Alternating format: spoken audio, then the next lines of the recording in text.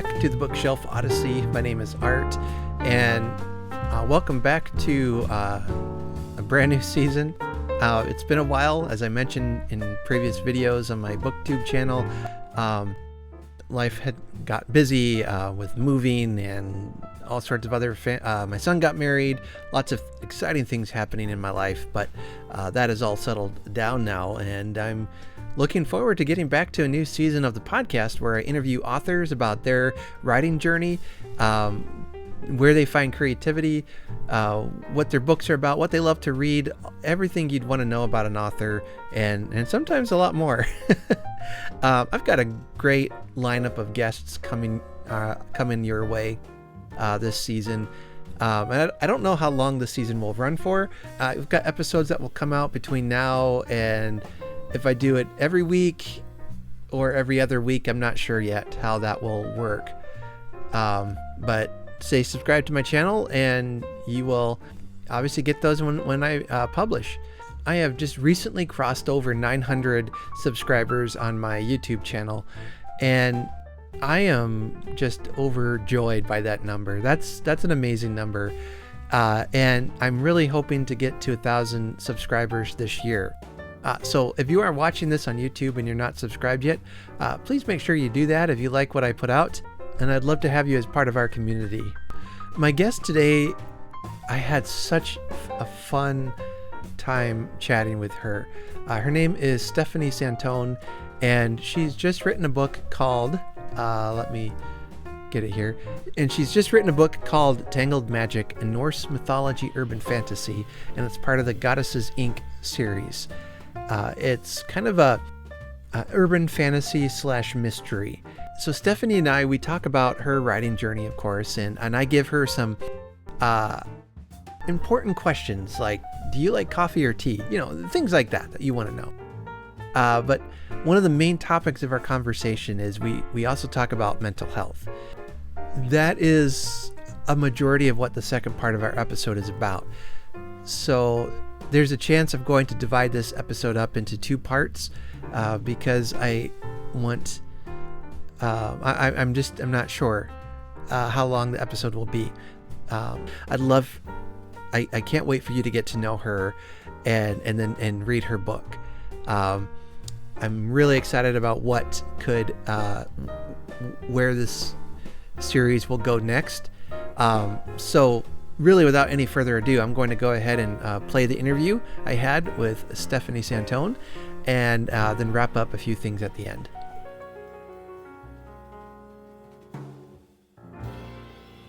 Welcome back to the Bookshelf Odyssey podcast. I've got a great guest on the podcast today. She's a new author. Her name is Stefanie Santone, and she is the author of the book Tangled Magic. And it's a book about a perfectly normal private investigation agency called Goddesses Inc. The exception is it is run by literal goddesses, possibly. So, Stefanie, welcome to the Bookshelf Odyssey podcast. Hi, Art. It's good to be here. Yeah, I'm looking forward to talking to you about this book. And one of the things we're going to talk about tonight as well is mental health and how reading and creativity can help. What are the challenges when you're trying to be creative, but you know your brain is shouting at you to whatever it might be yelling. So we've got some great conversation coming, and I'm looking forward to it. But first of all, again, welcome. I've got some questions, kind of like lightning round type questions, just to help my audience get to know you a little bit more. And we can see what kind of a person or writer you are here. So first of all, is there a book that you wish you could read again for the first time? Lamb by Christopher Moore. It made me laugh and cry probably at the same time, and I was not expecting it, even though I knew the ending. The story of Christ is told by his best friend, Biff. Okay. I feel like I've heard of that now that you describe it. Yeah, it's done by, like I said, Christopher Moore, who does a lot of comedy books. He's very heavy into the comedy. Did one based on King Lear. For example, use the jester as the main character. But yeah, Lamb is definitely it is the story of Jesus, but it is told from a perspective that that you don't know has existed, Mm-hmm. which is his best friend. I always like to add books to my TBR, so I might have to look that one up. Definitely recommend it. Yeah, great. Okay, so next we're going to settle the debate.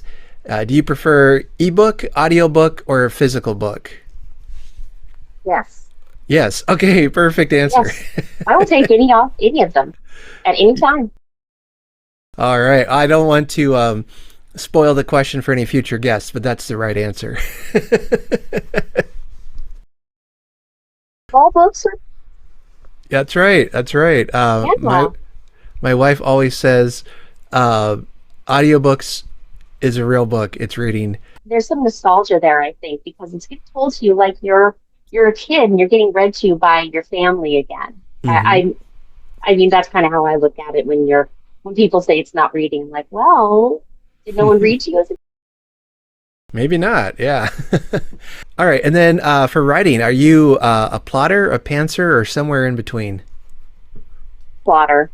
I have to go back and I'm replotting book two because of course things change when Mm-hmm. you from the first version that you thought you were going to do, and then you get a final manuscript for book one, and things have changed.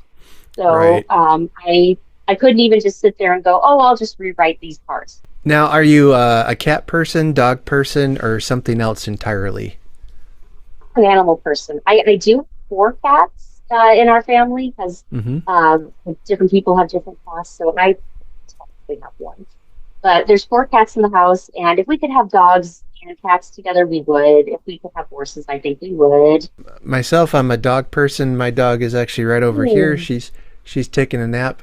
Um, I love my cat is taking a nap at my feet right now.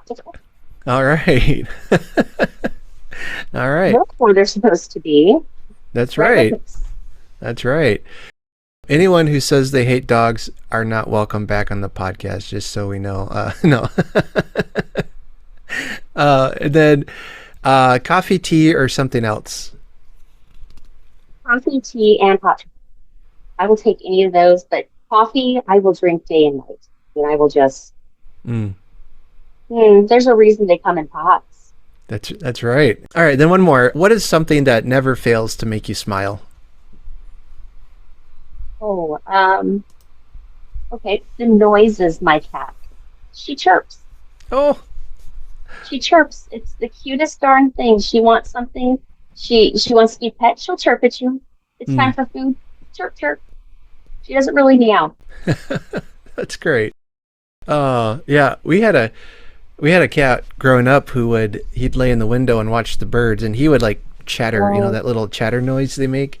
yeah, the one they make like in their throat, and Yeah, yeah, I know what you're talking about. yeah. It always sounded like Noise, but he was talking to the birds or something, I and agree. I agree. That's what it sounds like. my dog, she's an Australian Shepherd, so when she sees a bird, she Beautiful. just goes for him.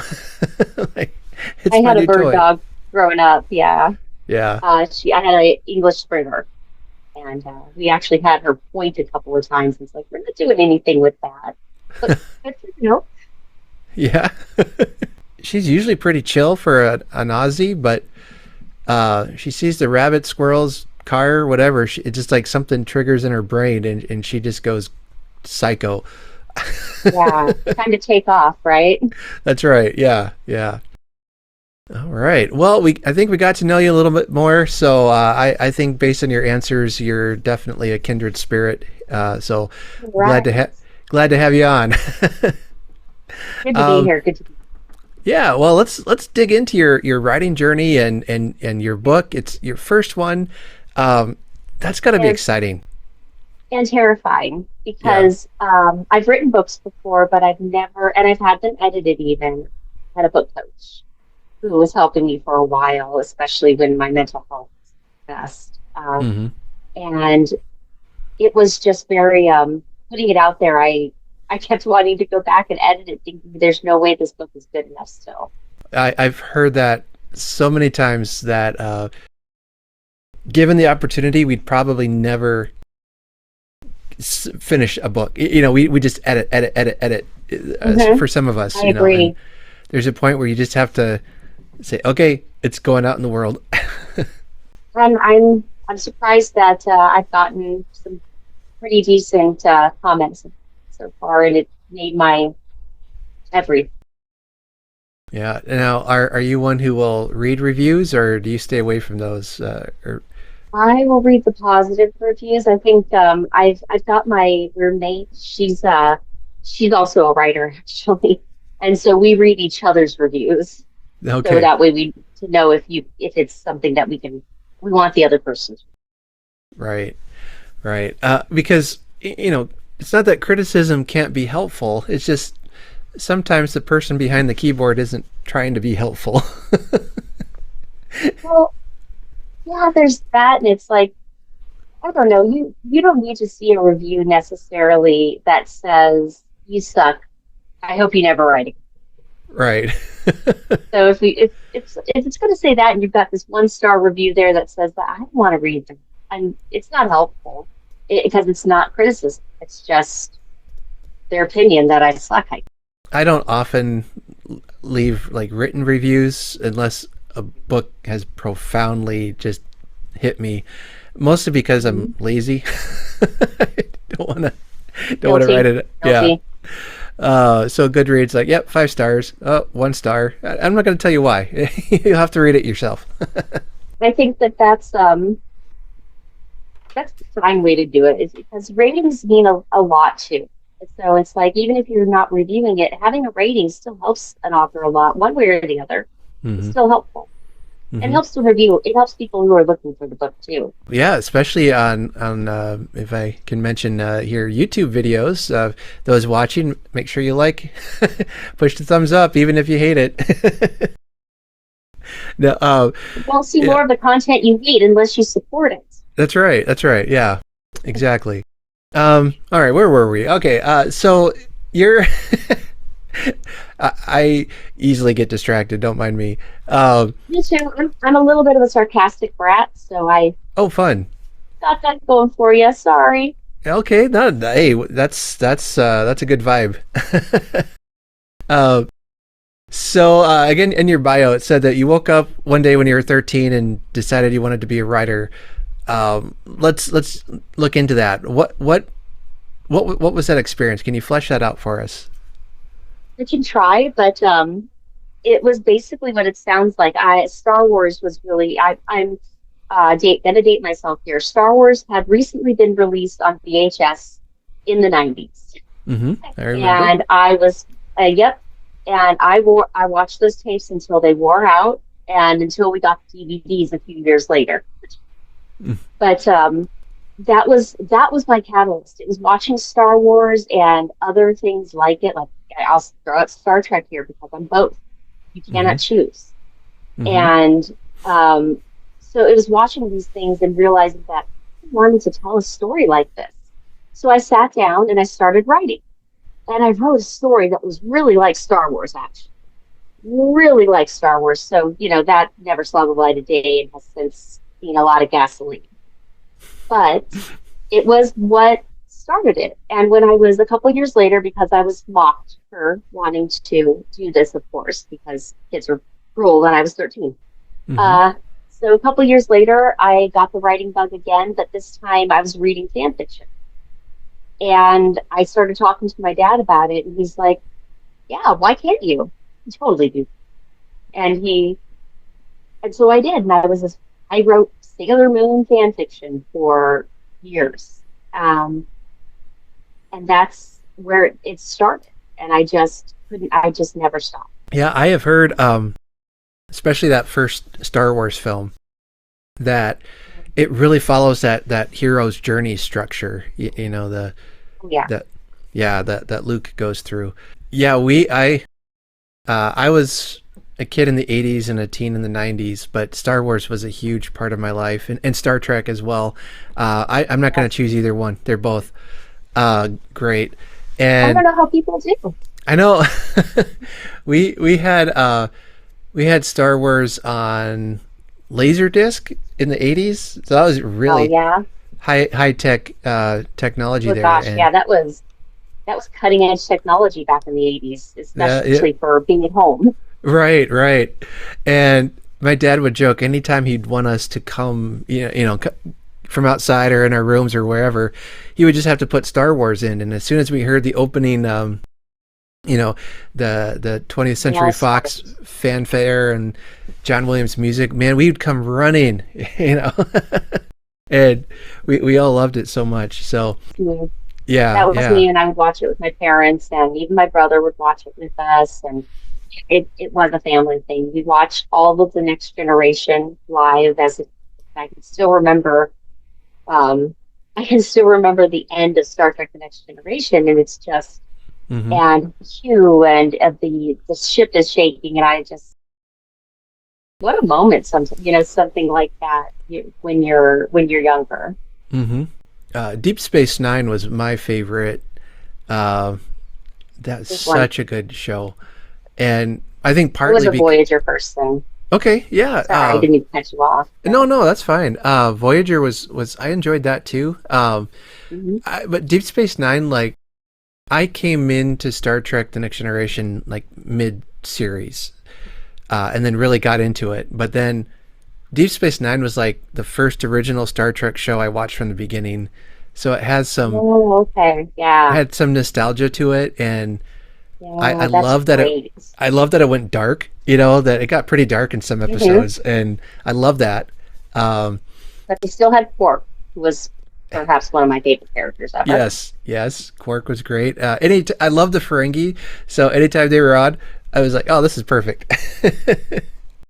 You um, have you seen Lower Decks, Star Trek Lower Decks, yes, the animated one? yeah, Yes. I'm actually watching that Gosh. right now. I'm about halfway through, I think. So, Oh, I uh, won't say anything past season two then, but okay, their Ferengi are just they crack me up. yeah, Anytime they have them on, they just crack me up. yeah, yeah. I wasn't so sure about that show, but then I saw some clips or something, and I'm like, okay, I gotta watch this, and it's really good. It's so fun.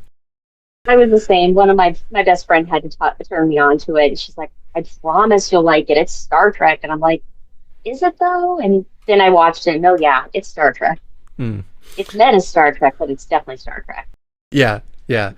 Um, but yeah, like both with Star Trek and Star Wars, I have enjoyed everything they've put out, like the TV shows, the movies. I mean, some of them might have some problems with the Yeah, storytelling, but I don't know. I like it. I like it all. I'm here yeah. for it. I'm not a. I try not to be a choosy, uh, a choosy beggar, I guess you could say, Yeah. when it comes to the content I want. And it's like, well, yeah, okay, some of it's not what I wanted, but there is stuff out there like Andor and Mm, of course The Mandalorian, things yeah. like that, and you're just very much blown away by what they do in those shows. Yeah. Those two shows you mentioned especially are Hmm. phenomenal storytelling. Not just Star Wars, but just good stories. I mean, incredible. Yeah, Yeah, I love the mashup of especially the Mandalorian. It's like a space western, which I love. I love that vibe. which is what Star Wars kind of originally was. It was Western, so it Yeah, really felt like it called back to that. right. And for those of you who prefer Star Trek, Gene Roddenberry said he imagined Star Trek as Stagecoach to the Stars. So there's a Western element as well to Star Trek. So, Awesome. I hadn't heard so that. I like that. yeah. So we've come full circle now. And we're off topic again. How's that for Right. Okay with this. this is going to be like a 2-hour episode, so that's great.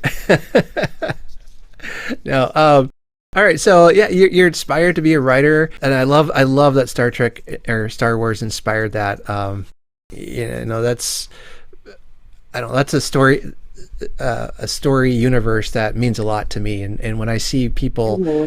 enjoy that and get inspired by it, boy, that just makes me happy. I don't know, excites me. Um, Yeah, I can still remember reading I don't remember what they're called now that Disney has its own host. series, but the legacy books, I think what they're Oh, called oh now. yeah, yeah. The All the Kevin J. Anderson books and hmm stuff like that. Yeah, yeah, I remember reading all of those in middle school and high school. yep, same. Yeah, because kids, this was back before Disney Plus, so we had nothing, and Hmm. we liked it. And, Give me all the Star Wars books with all of those stories and Mary J, please. Yep, yep. Yeah, I remember. Here I said we're going to get back on topic, but oh well. I remember the first time I was in the library, and I happened to be walking through looking for a book, and I saw down in the Z's, I saw C-3PO on the spine of a book, and I'm like, oh, hold on, Timothy Zahn. what is this? Timothy Yeah, Zahn. Timothy Zahn, exactly. I found his Thrawn trilogy, which really started off the whole Cool. book well, I don't know what they call it. It's The all the whole series. It's book kind of what everybody series. based everything on, right? Yeah. And I can't tell you how excited I was that there's more to the story. Oh, this is so good. And I got the first book and I just devoured that book, and the characters felt like the movie characters, and I don't remember how old I was. It's like 13 to 15 years old, I think, in that age range, and man, it was great. Yeah. It's like finally new Star Wars stories. And I won't And tell now you it's how. like, can we get enough of them? Yeah, I won't tell you how many times I went to see the Phantom Menace in the theater, but it was probably more than I should have. All right, so to make a hard segue here, back to your writing. So your book. Tell us a bit about your Not like book. Star Wars. What's that? It's not like Star Wars. Okay, there you go. So for something completely different, Tangled Magic is described as an urban fantasy, which is one of my favorite kinds of fantasies. I've struggled with the sword and sorcery kind of thing, but I tend to like the urban fantasy better. So Magic in the real world, right? yeah. So how did you come up with this idea? What was your inspiration for this book? Well, dating myself again. Back in about 2004 or so, I was working at a Walden book, Oh yeah. which for all of you out there doesn't exist anymore. It hasn't for 15, 20 years. And oh my goodness. But I was working there and the phones were just ringing off the hook. And I remember this, and I remember being frustrated and just wishing I could answer the phone however I wanted, because people were just, they were being stupid that day, if I may just say that. It was just one of those days where you thought something had happened and they'd put something in the water bag. So I finally got this idea of somebody picking up picking up the phone and yelling some weird things into it as a way of answering for a business. And I don't remember how Goddess's Inc. got in there, but it did start with Goddess's Inc. What do you want? Goddess's Inc. If we didn't do this, you don't get that. I can't remember exactly, but it just kind of took off from there. And I don't even think I had that joke in the book. The receptionist picking that up, but that is definitely where it was originally, just a frustrating day at a bookstore. hmm That's fun. Yeah, I remember Walden Books. Might have been, and I've told this story, I think, on my podcast before, but my wife and I went to the book 7 launch of Harry Potter when the 7th book came out. I think it was at a Walden's Books. I was still around when that happened, so because Yeah. I I was still there. Okay. Yeah, they had a big midnight release party, and we decided to go because she had the ending of book 6 spoiled for her, and she's like, I'm not doing it this time. Book 7 comes out, I'm getting it at midnight, and I'm going to start reading it. I'm going to stay awake until it's done. She almost managed. She did sleep a little bit, but she took about a day and a half and Wow, yeah, devoured it. So that's what a lot of people did. I know I did something similar, so. yeah, somebody had said that I was really nice to let her read it first, and I said, "Oh no, I just know she's a faster reader than I was." So, and I didn't want her breathing over my shoulder, like, Like, yeah. Are you sure? Right. Yeah. So maybe selfishly motivated, but yeah, but The right answer, though. right. Yeah. And so that helps you, that just gets your creative um, juices flowing, as it were. It percolates in the back of your mind, and you Yeah. can bring it in for a story later. That's great. Yeah, it was fun working there because I would just grab pieces of paper and scribble little ideas as they came in. So it was a lot of fun to be working there. I love that job. I will be honest. Mm. Something about the discount really helped. Yeah. Yeah. I could see I'm going to that be honest. being an incentive. Yeah. When I was looking for a job, I kind of was keeping an eye out for a bookstore job too. Just like maybe I'd get a discount, but Mhm. we live out in the middle of nowhere. Iowa does not have a lot of bookstores, at least where we're at. So No, that's yeah. it's like I know that Iowa's got a lot of in between space, so that doesn't. I want to say Hmm. I wish that surprised me, but it sounds like yeah. Yeah. Yeah. Mm, that doesn't. That's not fun though. Yeah. I mean, fortunately, we're about 45 minutes from Omaha in Nebraska. So, and they have Okay. bookstores, so it's not too Plenty, bad. yeah. And this is an idea I'll just throw out there for anyone who might be listening. There's a cafe we like to go to that's maybe 30-minute drive or so, and the owner of the cafe, has started bringing a bookstore from Omaha to her cafe Oh, on like one Friday about. Well, she's done it twice now. There's been about 3 months apart, and she advertises it as the adult book fair. Like there's book fairs when you're like when you're in scholastic, school. Yeah, yes. yeah. So she's like, okay, if you remember those days, we're gonna have an adult bookstore or a book fair. So this bookstore from Omaha will come and set up. They'll have books, and they always bring. It's it's obviously a small sampling, but they curate it so well. I've been able to find Oh, that's great. several books, and there's been really good turnout. So it's not only helped out the bookstore, but it's helped out the cafe as well to get business. Mhm. So And um, everybody else is getting books, so that's helping them. I right, know, but yeah, so it's and coffee. yep, yep, yeah. This particular cafe has the best cinnamon rolls I've ever eaten. So go and get some coffee and a cinnamon roll, get a book, and just have myself a good Friday night. Yeah, I'm all for that. Yeah. Well, I never really was a party guy, but that's my idea of a great Friday night. So, Hmm. Oh yeah, I'm right here. and then home in time for bed. Yeah. Cause I'm old Nine now. o'clock. I better get there. Yeah. I mean, well, Yeah. I feel old. Yep. All right. So well, we're doing good time wise. We've already killed about 30 minutes. So this is good. We're good. We're doing well. I know. I love it. This is great. All right. So what drew you to write about a fantasy? Is it kind of like it feels like kind of a cozy mystery kind of thing vibe with urban fantasy thrown in for fun? I wanted to do something that was a little fun, a little different, but also still something that could go a little darker without being super dark. If that makes sense, because the book definitely starts out a lot lighthearted, and then and then as it goes towards the end, the tone changes because it's climate. The tone's going to change. The reason I went for that kind of a vibe is just that's what I like to read.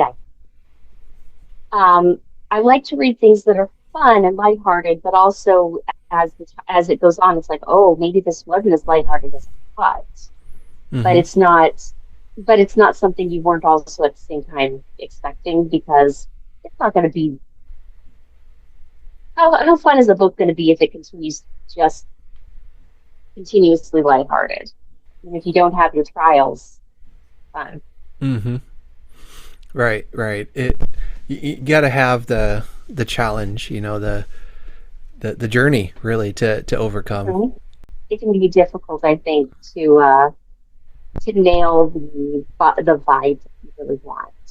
Yeah, yeah, yeah. I like that mix of humor with some darkness to it, or with an edge. Um, Mhm. to me, shows like well, we're dating ourselves tonight, but shows like Oh yeah. Buffy the Vampire Slayer. That was like Yes. a good mix of humor and darkness with excellent storytelling. Yeah, Yes. The original dramedy. yeah, exactly. Um, Yes, and I would want to say that similar tone in Goddess's Ink as far as the drama and but the lighthearted cooking and things like that's one thing I think I'll enjoy with your book is that's what it felt like. That kind of a nice mix of the two without going too far in either direction, which can be hard sometimes. I think so. And that's why we have very good editors. That's right. That's right. I'll sometimes ask guests for writing advice, and almost all of them will say, at least bring up an editor. Like, you need an editor. I mean, just you can't you can't get by without one. Yeah. Mm-hmm. Yeah. I think it's just for line edits to make sure that your grammar doesn't throw people off as they're reading, because I think that at least one edit is good. Mm-hmm. I will know what I mean when I write something, but sometimes it comes out like in shorthand or a really strange way that to somebody else is like, what are you talking about? Right. It's like we always know what we mean, and that's why I also recommend people to read their work out loud. Because if there's a shorthand in there that you dropped a word, for example, it's harder for you to skip when you're reading aloud because it's not going to make as much sense to you. There's a chance you're going to put the word in there, but not as often depending on what it is, especially if you might be reading to somebody else. Yeah, getting another pair of eyes. I don't know if you do beta readers at all. I've heard that can be helpful. Yeah. I got some great feedback from my beta readers on this book too. So I did a couple of changes because of some things that a couple people, not even a couple, that just one person said it was the perfect way of saying it. And I'm like, you're right. Mm. I tried to be a beta reader for at least two different friends of mine who wanted to be writers, and one was publishing and the other one hasn't published yet. But well, I say to you, I tried for the first guy and I just couldn't do it. I'm like, I told my other friend, I said, I'm not gonna do good at this because I like you and I'll probably like your book, and I don't know if I can be able to give you some critical feedback or what you need, but if you get it published, I'll be first in line to buy it. It's I've heard that from a lot of people, actually. They're like, I just don't know if I'll be able to do this. Like, no.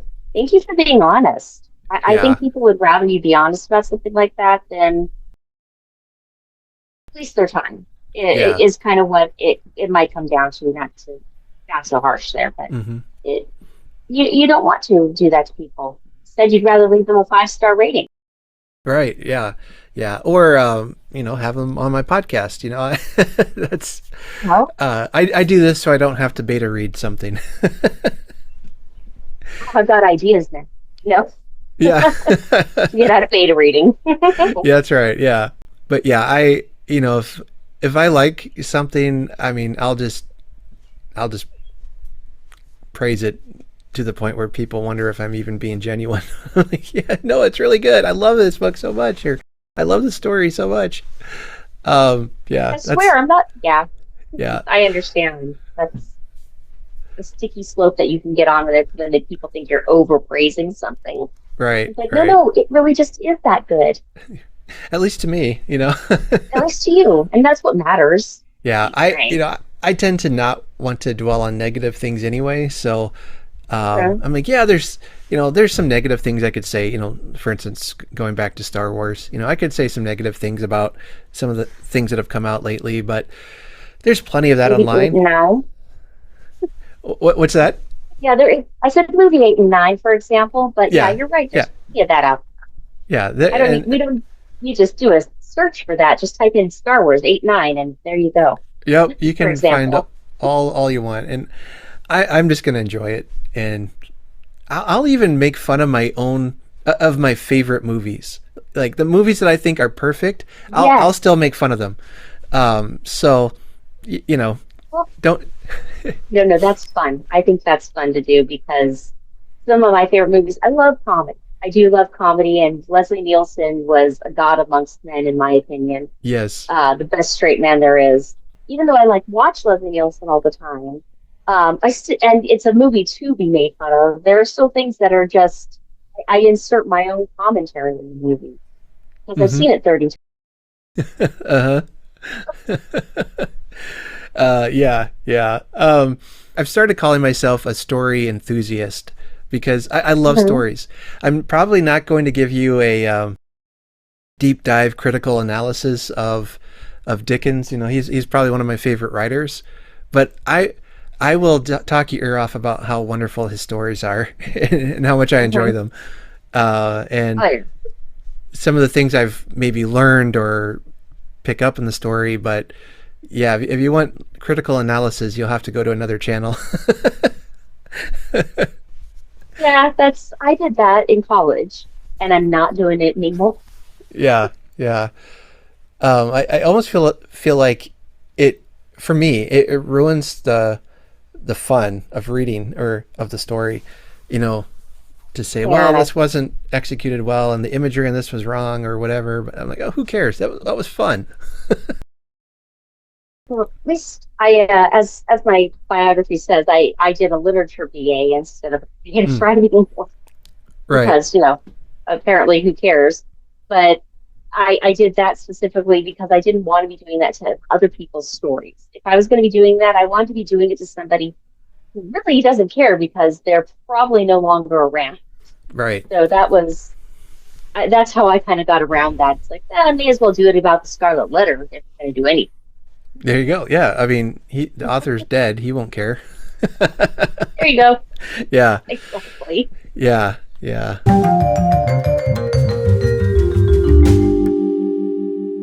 Well, if you're seeing this message, that means this episode went really long, and I'm going to have to divide it up into two. But make sure you come back. I'll have part 2 out next week, and it's a conversation that will get deeper into our discussion about mental health and our journey in that process and how it affects creativity. It's a message you'll want to hear. But in the meantime, thanks for listening. Thanks for being a part of this journey with us.